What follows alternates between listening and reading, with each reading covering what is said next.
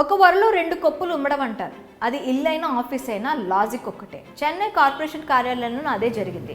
Mayor ఆఫీసులో చెలరేగిన lipstick వివాదం చిలికి గాలివానిగా మారి ఉద్యోగిని ట్రాన్స్ఫర్కు కారణమైంది. చెన్నై నగర్ కార్పొరేషన్లో మహిళా లిప్స్టిక్ వ్యవహారం పెద్ద చర్చకు దారితీసింది.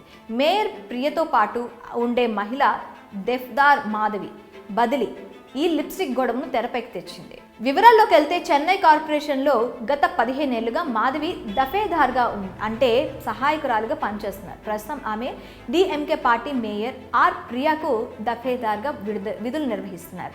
హఠాత్తుగా మాధవిని మనలి మండలానికి ట్రాన్స్ఫర్ చేశారు. దాంతోపాటు ఆమెకు ఓ మెమో జారీ చేయడంతో ఈ వ్యవహారంలో లిప్స్టిక్ ఇష్యూ వెలుగు చూసింది. మేయర్ ప్రియా ఉపయోగించే లిప్స్టిక్ రంగునే మాధవి అనేక సందర్భాల్లో వాడటంపై మేయర్ పిఏలు ఫీల్ అయ్యారు. మేయర్తో సమానంగా ఆమె అదే రంగు లిప్స్టిక్ ఎలా వాడుతున్నారన్నది వాళ్ళ వాదన.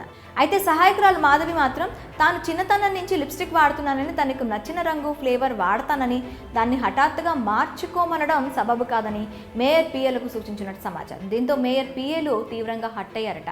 ఈ ఘటన తర్వాత మాధవిపై బట్లీ వేటు వేశారు. అంతేకాకుండా ఆమె సరిగ్గా పనిచేయడం లేదంటూ మెమో కూడా జారీ చేశారు. తాను వేసుకునే లిప్స్టిక్ మేయర్ లిప్స్టిక్ ఒకే రంగుతో ఉన్నందుకే తనపై చర్యలు తీసుకున్నారని మాధవి ఆరోపిస్తున్నారు. తనకు నచ్చిన రంగు లిప్స్టిక్ వాడటం తాను వ్యక్తిగత విషయమని ఆమె మీడియా ముందు వ్యాఖ్యలు చేశారు. తాను కుటుంబాన్ని సైతం వీడి మేయర్కు రేయింబవళ్లు శ్రమించినందుకు మంచి గుర్తింపు ఇచ్చారని మాధవి ఆవేదన గురయ్యారు. కాకపోతే రాజకీయంగా మేయర్ ప్రియకు మరో 2 ఏళ్లు పదవి ఉండొచ్చని, కానీ తాను మాత్రం ఓ ఉద్యోగిగా కార్పొరేషన్లో సుదీర్ఘ జర్నీ కొనసాగించాల్సి ఉంటుందన్నారు లిప్స్టిక్ బాధితురాలు మాధవి.